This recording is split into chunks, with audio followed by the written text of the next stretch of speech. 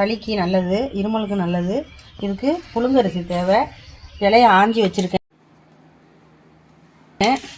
இந்த இலையை பிள்ளைங்களுக்கு எப்போ வருதோ, சாயந்தர நேரம் வந்தாலும் சரி, இதை நல்லா கழுவிட்டு ஒரு கழுவிட்டு ஊற வச்சுட்டு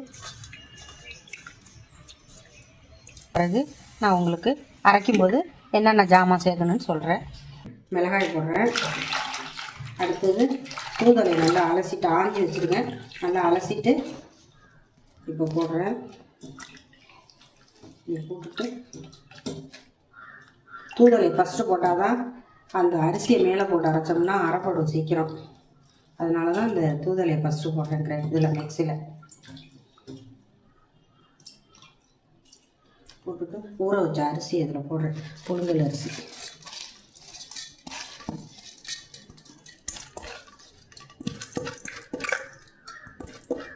நம்ம தேவையான அளவு கொஞ்சமாக தண்ணி விட்டு கொஞ்சம் அரைச்சிக்கணும். பேஸ்ட்டு கொஞ்சம்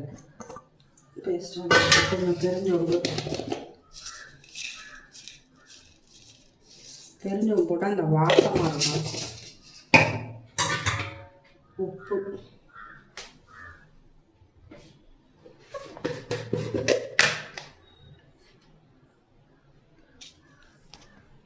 உப்பு தேவையான அளவு எல்லாம் போட்டாச்சு.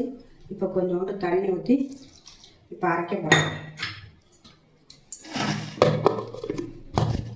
இப்போ அரைச்சிட்டு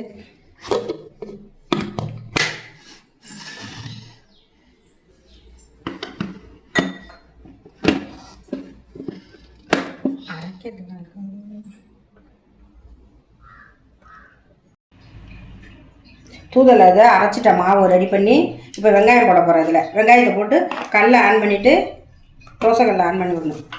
அதை ஆன் பண்ணி இதை பிசைஞ்சிக்கணும். இப்படி நல்லா கொஞ்சம் சின்ன வெங்காயம் இதை பிசைஞ்சிட்டு நான் கல்லை ஆன் பண்ணலை. கல்லை ஆன் பண்ணிவிட்டு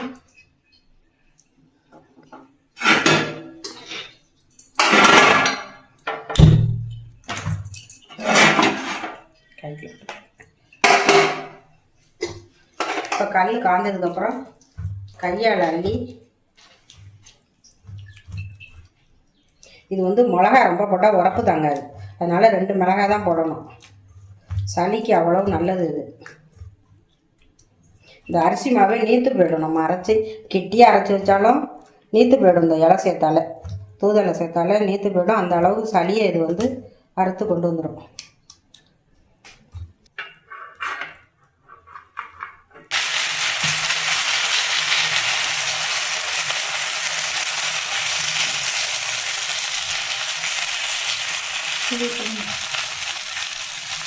நல்லா டேஸ்ட் பக்கத்து இருக்குது. கையில் தண்ணி தொட வேண்டியதில்லை. இதுலேயே தண்ணி ஈரம் இருக்குது. நல்ல ஈரம்.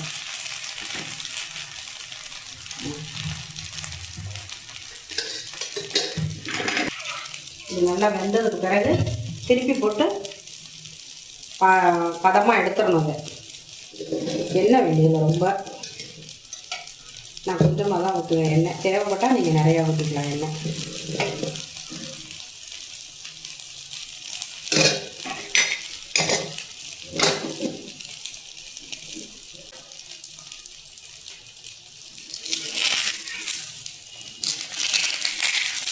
நல்லா வேகணும். வெந்தால் தான் அதோட டேஸ்ட்டு நல்லாயிருக்கும். அது நல்லாயிருக்கும்.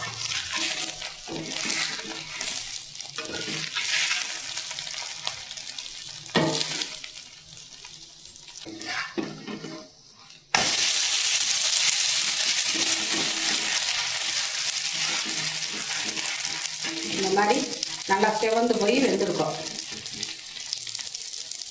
அப்போ தான் உள்ளே பிச்சோம்னா அந்த குழகுழப்பு தன்மையெல்லாம் இருக்காது.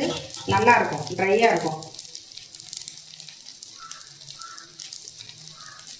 ரொம்பவும் கருக விடக்கூடாது, ரொம்பவும் வேகாமல் எடுக்கக்கூடாது. பதமாக எடுக்கணும். இதுக்கு சட்னியெல்லாம் தேவையில்லை. சும்மாவே சூடாக வெதுன்னு இருக்கும்போது சாப்பிட்றலாம். ரொம்ப சூடாக வேண்டியதில்லை. கொஞ்சம் ஆற ஊற்றி சாப்பிட்டோம்னா நல்லாயிருக்கும். நாங்கள் சாப்பிட போகிறேன். பிச்சு டேஸ்ட்டாக இருக்கும். நல்லா இதை நீங்களும் முயற்சி பண்ணி பாருங்கள். எல்லா இடத்துலையும் கிடைக்கும் தூதுவளை, வாங்கி நீங்களும் செஞ்சு பாருங்கள், நல்லாயிருக்கும்.